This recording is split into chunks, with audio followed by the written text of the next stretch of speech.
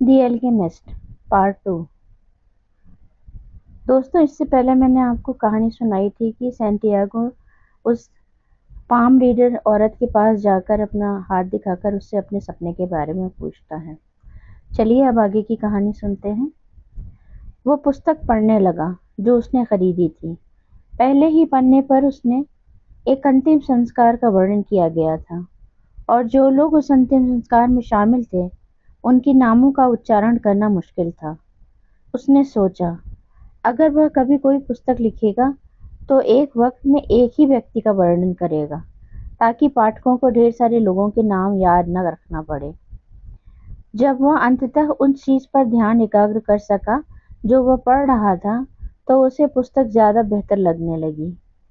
उस दिन बर्फ गिर रही थी जब शव को दफनाने का वह संस्कार किया जा रहा था और इससे उसे सर्दी का जो एहसास हुआ वो उसको अच्छा लगा। वह अभी पढ़ ही रहा था कि तभी एक बूढ़ा आदमी आकर उसके बगल में बैठ गया और उससे बातचीत करने की कोशिश करने लगा। वे लोग क्या कर रहे हैं? बूढ़े ने चौक में मौजूद लोगों की ओर इशारा करते हुए पूछा। काम कर रहे हैं, लड़के ने बूढ़े को यह एहसास दिलाने की गरज से कि वह अपनी पुस्तक पर ध्यान देना चाहता है रूखे ढंग से जवाब दिया। दरअसल वह दुकानदार की बेटी के सामने अपनी भेड़ों का ऊन काटने के बारे में सोच रहा था ताकि लड़की देख सके कि वह मुश्किल काम कर सकता है। इस दृश्य की कल्पना वह पहले भी कई बार कर चुका था। उस दृश्य में वह हर बार जब भी लड़की को समझाता था कि भेड़ का ऊन पीछे से आगे की ओर काटना होता है तो लड़की मंत्रमुग्ध होकर उसे देखने लगती थी। उसने कुछ अच्छे किस्से भी याद करने की कोशिश की ताकि वह उन्हें ऊन काटते समय लड़की को सुना सके। इनमें से ज्यादातर किस्से उसने पुस्तकों में पढ़े थे, लेकिन उसने सोचा कि वह उनको इस तरह पेश करेगा जैसे वह उसकी निजी अनुभव हो। वह इस फर्क को कभी नहीं समझ पाएगी क्योंकि उसे पढ़ना नहीं आता था। इस बीच वह बूढ़ा उसको बातचीत में लगाने की अपनी कोशिशें करता रहा। उसने लड़के से कहा कि वह थका हुआ है और प्यासा है और फिर उसने लड़के की वाइन से एक चुस्की लेने की इच्छा जाहिर की। लड़के ने इस उम्मीद से उसे अपनी बोतल बूढ़े के आगे कर दी कि इससे बूढ़ा उसे अकेला छोड़ देगा, लेकिन बूढ़ा बात करना चाहता था और उसने लड़के से उस पुस्तक के बारे में पूछा जो वो पढ़ रहा था। लड़के का मन कर रहा था कि वह रुखाई बरतते हुए किसी दूसरी बेंच पर चला जाए, लेकिन फिर उसे अपने पिता की वह सीख याद आई कि हमें बुजुर्गों की इज्जत करनी चाहिए। इसीलिए उसने वह पुस्तक बूढ़े को पकड़ा दी। दो वजहों से। पहली ये कि वो खुद नहीं जानता था कि पुस्तक के शीर्षक का उच्चारण कैसे करें, और दूसरी यह कि अगर बूढ़े को पढ़ना नहीं आता होगा तो वो खुद ही शायद शर्मिंदा होकर किसी दूसरी बेंच पर चला जाएगा। बूढ़े ने पुस्तक को हर तरफ से देखते हुए कहा, मानो वो कोई अजीबो गरीबो चीज हो। ये एक महत्वपूर्ण पुस्तक है, लेकिन इसे पढ़कर वाकई खीज होती है। लड़के को झटका लगा। मतलब ये कि न बूढ़ा बूढ़ा न केवल पढ़ना जानता था बल्कि उस पुस्तक को भी वह पढ़ चुका था। और अगर पुस्तक खींच पैदा करने वाली थी जैसा कि बूढ़े का कहना था तो लड़के के पास अभी भी मौका था कि वह उसकी जगह कोई दूसरी पुस्तक ले आता। यह ऐसी पुस्तक है जो वही बात कहती है जिसे दुनिया की लगभग सभी पुस्तकें कहती हैं, बूढ़े ने कहा। ये पुस्तक बताती है कि लोग अपनी नियति का चयन खुद नहीं कर सकते, और पुस्तक अंततः यह कहती है कि हर कोई दुनिया का सबसे बड़े झूठ में विश्वास करता है। दुनिया का वह सबसे बड़ा झूठ क्या है? लड़के ने अजरत से भरकर पूछा। वो ये है, अपने जीवन के एक खास मकाम पर हमारा उस चीज पर कोई वश नहीं रह जाता जो हमारे साथ हो रहा होता है, और हमारी जिंदगियां नियति द्वारा नियंत्रित होने लगती हैं। यह दुनिया का सबसे बड़ा झूठ है। ऐसा तो मेरे साथ कभी नहीं हुआ, लड़के ने कहा। मेरे परिवार के लोग मुझे पादरी बनाना चाहते थे, लेकिन मैंने गडेरिया बनने का फैसला किया। ज्यादा अच्छा है, बूढ़े ने कहा, क्योंकि तुम्हें वाकई सफर करना अच्छा लगता है। ये जानता है कि मैं क्या सोच रहा हूँ? लड़के ने मन ही मन कहा। इस बीच बूढ़ा पुस्तक के पन्ने पलटने लगा।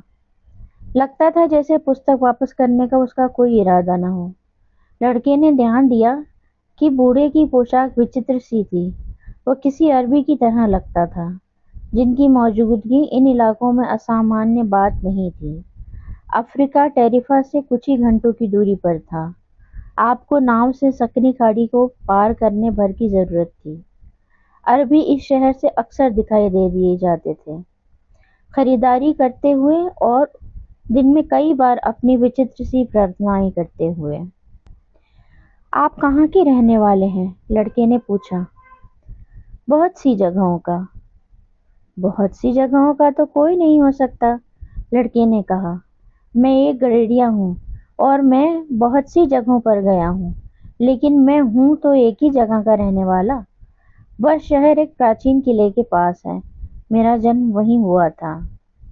तब ठीक है, हम कह सकते हैं कि मेरा जन्म सलेम में हुआ था। लड़का नहीं जानता था कि सलेम कहाँ है, लेकिन वह पूछना भी नहीं चाहता था, क्योंकि उसे डर था कि इससे वह अज्ञानी लगेगा। वह कुछ देर चौक के लोगों की ओर देखता रहा। वे यहाँ वहाँ आ जा रहे थे और सब के सब बहुत व्यस्त दिखाई दे रहे थे। अच्छा, तो सलेम है कैसा? उसने सुराग लेने की कोशिश की। वैसा ही है जैसा हमेशा से रहा है। अभी भी कोई सुराग नहीं, लेकिन इतना वो जानता था कि सलेम एंडालूसिया में तो नहीं आता। अगर होता तो उसने उसके बारे में जरूर सुना होता। और आप सलेम में क्या करते हैं? लड़का पीछे पड़ा रहा। मैं सलेम में क्या करता हूँ? बूढ़ा हंस पड़ा। दरअसल मैं सलेम का राजा हूँ। लोग अजीबो गरीब बातें करते हैं, लड़के ने सोचा। कभी कभी लगता है कि भेड़ों के साथ रहना ही बेहतर है, जो कुछ भी नहीं कहती, और उससे भी बेहतर है कि आप अकेले हों, बस अपनी पुस्तक भर आपके साथ हो। जब आपका मन उनके किस्से सुनने का होता है तो वे आपको अपने आश्चर्यजनक किस्से सुनाते हैं, लेकिन जब आप लोगों से बात करते हैं तो उनसे आपको ऐसी विचित्र बातें सुनने को मिलती है कि आपको ये भी नहीं सूझता कि बातचीत जारी कैसे रखी जाए। मेरा नाम मेल्कीजेडेक है, बूढ़े ने कहा। तुम्हारे पास कितनी भेड़ें हैं? काफी, लड़के ने कहा। वह समझ रहा था कि बूढ़ा उसकी जिंदगी के बारे में और भी कुछ जानना चाहता था। तब तो ये एक समस्या है। अगर तुम्हें लगता है कि तुम्हारे पास काफी भेड़ें हैं तो मैं तुम्हारी कोई मदद नहीं कर सकता। लड़के को अब खीज होने लगी थी। वो तो कोई मदद मांग नहीं रहा था, ये तो खुद बूढ़ा हो जिससे उसने उसकी वाइन पीने की मांगी थी और बातचीत शुरू की थी।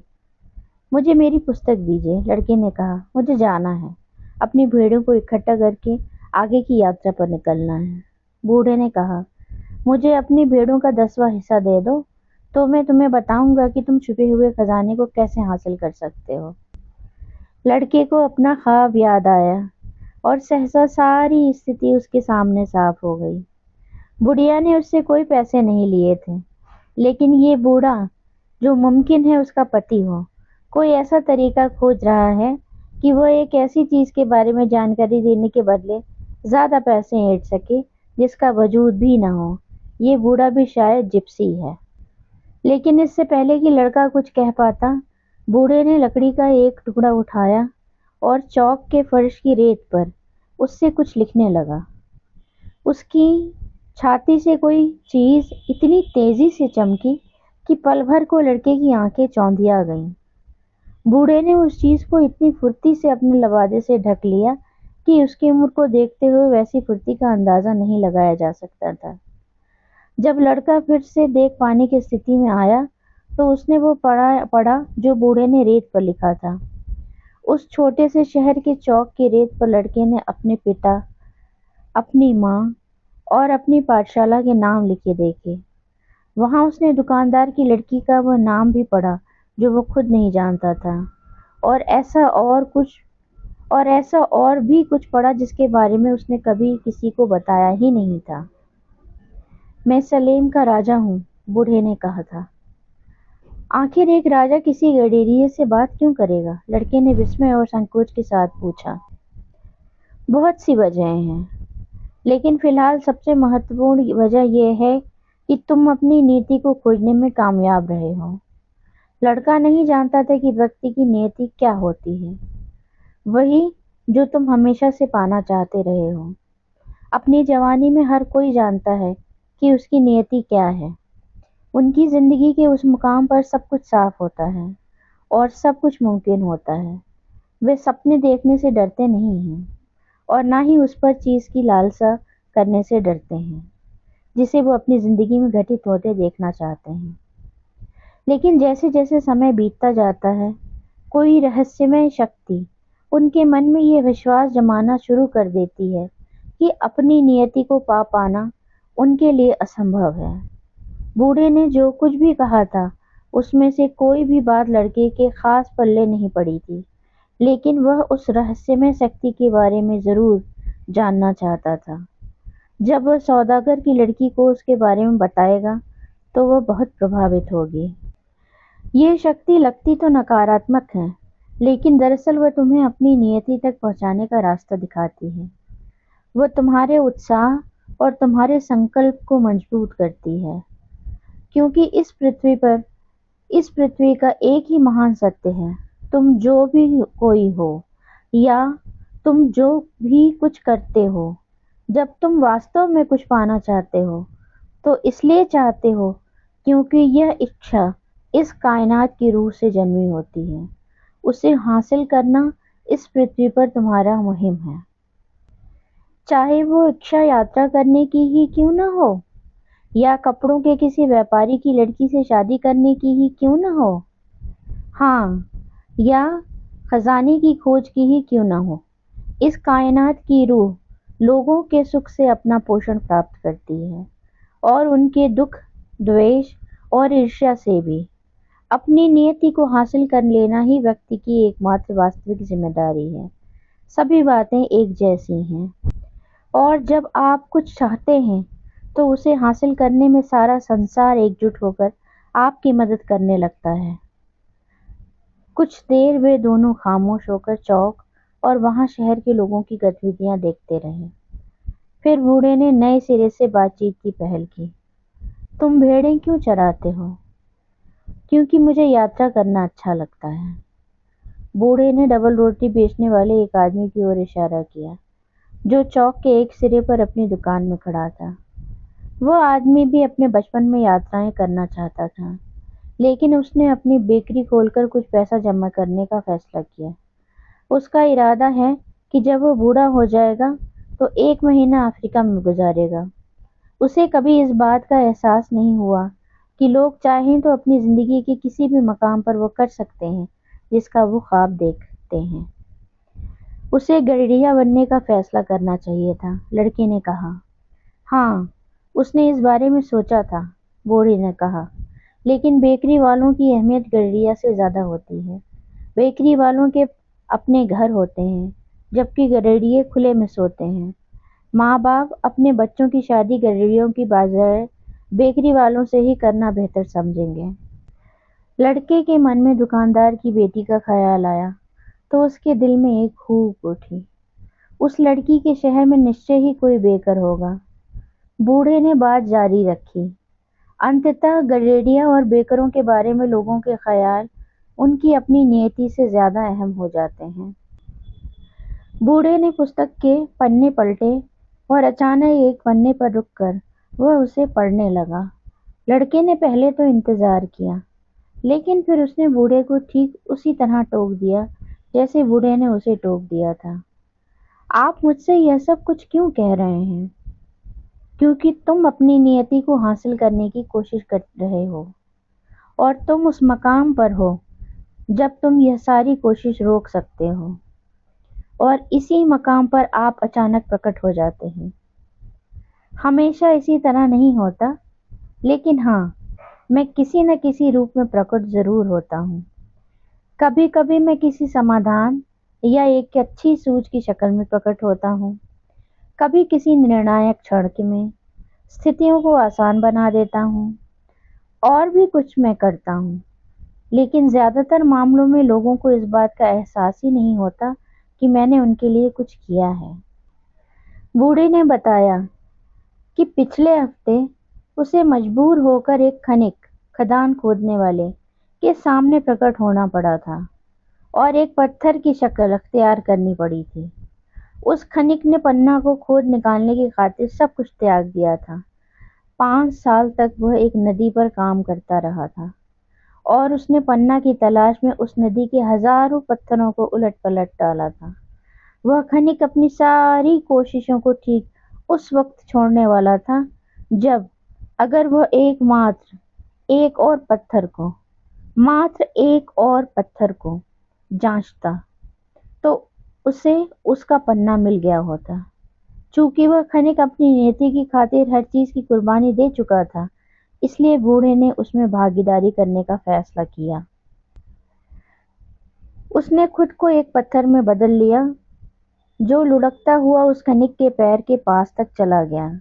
खनिक के 5 साल व्यर्थ गए थे, जिससे वो इतना नाराज और कुंठित था कि उसने उस पत्थर को उठाकर एक तरफ फेंक दिया। लेकिन उसने उसको इतनी जोर से फेंका था कि जिस पत्थर से वह टकराया वह टूट गया और उस टूटे हुए पत्थर में संसार का सबसे सुंदर पन्ना फंसा हुआ था। लोग अपनी जिंदगी के शुरुआती वर्षों में ही अपने होने की वजह को समझ जाते हैं। बूढ़े ने एक खास तरह के तीखे लहजे में कहा। शायद इसीलिए वे जल्दी ही कोशिश करना भी बंद कर देते हैं, लेकिन होता यही है। लड़के ने बूढ़े को याद दिलाया कि उसने छिपे हुए खजाने के बारे में कुछ कहा था। खजाना पानी के तेज बहाव से उजागर होता है और वही तेज बहाव उसे दफना देता है। बूढ़े ने कहा, अगर तुम अपने खजाने के बारे में जानना चाहते हो तो तुम्हें अपनी भेड़ों का 10वां हिस्सा मुझे देना होगा। और अगर मैं अपने खजाने का 10वां हिस्सा देने का वादा करूं तो? बूढ़े के चेहरे पर निराशा दिखाई दी। अगर तुम उस चीज को देने के वादे के साथ शुरू करोगे जो तुम्हारे पास अभी है ही नहीं, तो उस चीज को हासिल करने की दिशा में काम करने की तुम्हारी इच्छा ही नहीं रह जाएगी। लड़के ने उसे बताया कि वो तो खजाने का 10वां हिस्सा देने का वादा एक जिप्सी से पहले ही कर चुका है। जिप्सी लोगों से ऐसे वादे कराने में माहिर होते हैं। बूढ़े ने गहरी सांस लेते हुए कहा, खैर, ये अच्छा है कि तुमने ये सीख लिया है कि जिंदगी में हर चीज के लिए एक कीमत चुकानी होती है।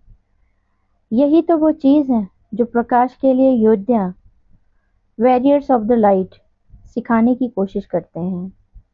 बूढ़े ने लड़के को पुस्तक लौटा दी। कल इसी वक्त अपनी भेड़ों का 10वां हिस्सा मुझे ला कर दो और मैं तुम्हें छिपे हुए खजाने को हासिल करने का तरीका बताऊंगा।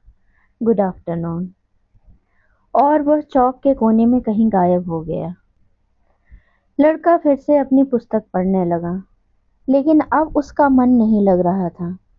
वो तनाव में था और परेशान था, क्योंकि वो जानता था कि बूढ़े का कहना सही था।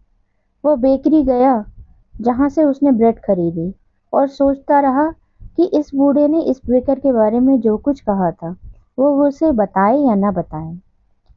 कभी कभी चीजों को उनके हाल पर छोड़ देना ही अच्छा होता है। उसने मन ही मन सोचा और चुप रहने का ही फैसला किया। अगर वह कुछ भी कह देगा तो बेकर 3 दिन तक सब कुछ छोड़ देने के बारे में सोचता रहेगा। भले ही उसे अब इन सब चीजों की आदत पड़ चुकी है। इसलिए वह शहर में भटकने लगा और चलते चलते नगर के द्वार पर जा पहुंचा। वहां एक छोटी सी इमारत थी जिसकी खिड़की से लोग अफ्रीका जाने के लिए टिकट खरीदते थे और उसे मालूम था कि मिस्र अफ्रीका में है। क्या मैं तुम्हारी कुछ मदद कर सकता हूँ? खिड़की के पीछे बैठे आदमी ने पूछा। शायद कल, लड़के ने वहां से आगे बढ़ते हुए कहा। अगर वो अपनी एक भेड़ भेज दे तो उसके पास इतना पर्याप्त पैसा होगा कि वो आसानी से खाड़ी के दूसरे किनारे पर पहुंच जाएगा। इस ख्याल ने उसे डरा दिया। एक और ख्वाब देखने वाला टिकट बेचने वाले ने जाते हुए लड़के को देखकर अपने सहयोगी से कहा, उसके पास यात्रा करने के लायक पैसा नहीं है। टिकट की खिड़की पर खड़े खड़े लड़के को अपनी भेड़ों की याद आई और उसने फैसला किया कि उसे गडरिया ही बने रहना चाहिए। 2 साल में उसने चरवाहे के काम से संबंधित सारी चीजें सीख ली थी। वो भेड़ों का ऊन निकालना जानता था, गर्भवती भेड़ों की देखभाल करना जानता था और भेड़ों को भेड़ियों से बचाना जानता था। वह एंडालूसिया के सारे मैदानों और चारागाहों से वाकिफ था और उसे अपनी एक-एक भेड़ के वाजिब दाम की जानकारी थी। उसने लंबे से लंबे रास्ते से अपने दोस्त के तबेले पर लौटने का फैसला किया। जब वह शहर के किले के करीब से होकर गुजरा, तो उसने अपने वापसी को लगाम दी और पत्थर की उस ढलान पर चढ़ गया जो दीवार के उस ऊपर तक जाती थी। वहां से वह दूर अफ्रीका को देख सकता था। कभी किसी ने उससे कहा था कि ये वही जगह थी जहां से मूर आए थे और उन्होंने सारे स्पेन पर कब्जा कर लिया था। जहां वह बैठा था, वहां से वो लगभग सारा शहर देख सकता था, उस चौक समेत जहां बैठकर उसने बूढ़े से बातचीत की थी। बुरा हो उस घड़ी का जब वो बूढ़ा मुझे मिला था, उसने सोचा। वो तो सिर्फ उस औरत की तलाश में इस शहर में आया था जो उसके सपने को पढ़ सकती थी, लेकिन वह औरत और वह बूढ़ा दोनों ही उसके गडेरिया होने से जरा भी प्रभावित नहीं हुए। वे ऐसे एकाकी व्यक्ति हैं जिनका दुनिया की चीजों पर से विश्वास उठ चुका है और वे ये समझ ही नहीं पाते कि एक गडेरिये को अपनी भेड़ों से कितना लगाव होता है। वह अपने रेवड़ की एक एक भेड़ को जानता था। वह जानता था कि कौन सी लंगड़ी है, कौन अब से 2 महीने बाद बच्चा जानने वाली है और कौन सबसे ज्यादा आलसी है। वह उनका ऊन कतरना जानता था और उनको हलाल करना जानता था। उसने सोचा कि अगर मैंने कभी उनको छोड़ दिया तो वे बहुत दुख झेलेंगी। हवा तेज हो चली थी। वह उस हवा से वाकिफ था। लोग उसे लिवेंटर कहते थे क्योंकि मूर इसी पर सवार होकर भूमध्य सागर के पूर्वी छोर पर बसे लिवेंट से यहाँ आए थे। लिवेंटर और भी तेजी से बहने लगी। मैं यहाँ हूँ, अपनी भेड़ों और अपने खजाने के बीच, लड़के ने सोचा। उसे 2 चीजों के बीच चुनाव करना जरूरी था। एक, जिसका वह आदी हो चुका था, और दूसरी, वह जो वो पाना चाहता था। फिर दुकानदार की बेटी भी थी, लेकिन वह उसके लिए उतनी महत्वपूर्ण नहीं थी जितनी उसकी भेड़ें थीं, क्योंकि वह उस पर निर्भर नहीं थी। मुमकिन है कि उसे मेरी याद भी न हो, उसने सोचा। वह अच्छी तरह से जानता था कि वह लड़की के सामने किसी दिन प्रकट हुआ था। लड़की को इससे कोई फर्क नहीं पड़ता, क्योंकि लड़की के लिए हर दिन एक जैसा था, और जब हर दिन अगले दिन जैसा होता है तो वह इसलिए होता है क्योंकि लोग उस अच्छी घटनाओं को पहचान ही नहीं पाते जो उनके जीवन में सूरज के उगने के साथ हर दिन घटित होती है। मैं अपनी माँ, अपने पिता और अपने नगर के किले को पीछे छोड़ आया हूँ। उनको मेरे दूर चले जाने की आदत पड़ चुकी है। उसी तरह मुझे भी उनसे दूर रहने की आदत पड़ चुकी है। भेड़ों को भी मेरे उनके साथ न होने की आदत पड़ जाएगी, लड़के ने सोचा। जहाँ पर वह बैठा था, वहां से वो चौक को देख सकता था। बेकर की दुकान पर लोगों की आवाजाही अभी भी जारी थी। जिस बेंच पर बैठकर उसने बूढ़े से बातचीत की थी, वहां अब एक नौजवान जोड़ा बैठा हुआ था और वे चुम्बन ले रहे थे। वह बेकर, उसने मन ही मन कहा, और उस ख्याल को अधूरा ही छोड़ दिया। लिवेंटर और भी तेज होती जा रही थी और वह उसके दबाव को अपने चेहरे पर महसूस कर रहा था। हाँ, ये हवा मोरों को लाई थी, लेकिन ये रेगिस्तान और पर्दा नशी औरतों की गंध भी तो अपने साथ लाई थी। ये अपने साथ उन आदमियों का पसीना और सपने भी लाई थी जो कभी अज्ञात की खोज में और सोने और तथा साहसिक कारनामों की खोज में और पिरामिडों की खोज में निकल पड़े थे। लड़के को हवा की आज़ादी से ईर्ष्या महसूस हुई और उसने पाया कि वह खुद भी वैसी ही आज़ादी हासिल कर सकता है। सिवा उसके और कुछ भी तो नहीं था जो उसे रोक सकता। भेड़ें, सौदागर की बेटी और एंडालूसिया के मैदान तो वह उसके गंतव्य के रास्ते की सीढ़ियां मात्र थीं। अगले दिन दोपहर में लड़का उस बूढ़े से मिला। वह अपने साथ 6 भेड़ें लेकर आया था। मुझे आश्चर्य है, लड़के ने कहा। मेरे दोस्त ने सारी भेड़ें तुरंत खरीद लीं। उसका कहना था कि वो तो हमेशा से एक गड़ेड़िया बनने का ख्वाब देखता रहा था और यह भविष्य की दिशा में एक अच्छा संकेत था। हमेशा ऐसा ही होता है, बूढ़े ने कहा। इसे अनुकूलता का सिद्धांत कहते हैं। जब आप पहली बार ताश के पत्ते खेलते हैं और आपको लगभग पक्का यकीन होता है कि आप जीत जाएंगे, शुरुआत करने वाले की किस्मत। ऐसा क्यों होता है? क्योंकि एक ऐसी ताकत है जो चाहती है कि तुम अपने गंतव्य तक पहुंच सको। यह कामयाबी के स्वाद के साथ आपकी भूख भड़काती है। फिर वह बूढ़ा उन भेड़ों का निरीक्षण करने लगा और उसने देखा कि उनमें से एक भेड़ लंगड़ी थी। लड़के ने समझाया कि यह उतनी महत्वपूर्ण बात नहीं है, क्योंकि वह झुंड की सबसे ज्यादा समझदार भेड़ है और सबसे ज्यादा ऊन देती है। खजाना कहाँ है? उसने पूछा। वह मिस्र में है, पिरामिडों के पास। लड़का भौंचक्का रह गया। यही बात तो उस बुढ़िया ने कही थी, लेकिन उसने बदले में कुछ भी नहीं लिया था। खजाना हासिल करने के लिए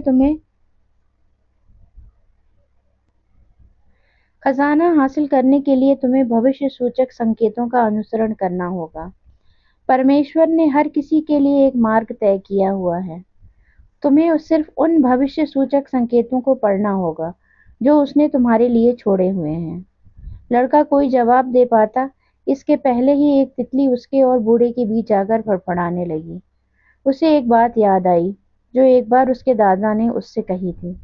तितलियां भविष्य की सूचना देने वाला एक अच्छा संकेत होती हैं, झिंगुरों की तरह और उम्मीदों की तरह, छिपकलियों की तरह और 4 पत्तों वाली घास की तरह। ये सही है, बूढ़े ने लड़के के विचारों को पढ़ते हुए कहा। ठीक उसी तरह जिस तरह तुम्हारे दादा ने तुम्हें सिखाया था। ये अच्छे भविष्य सूचक संकेत होते हैं। बूढ़े ने अपना लबादा खोला और लड़के ने वहां जो देखा उससे चकित रह गया। बूढ़े ने सोने का एक भारी कवच पहन रखा था जो बेशकीमती रत्नों से मढ़ा हुआ था।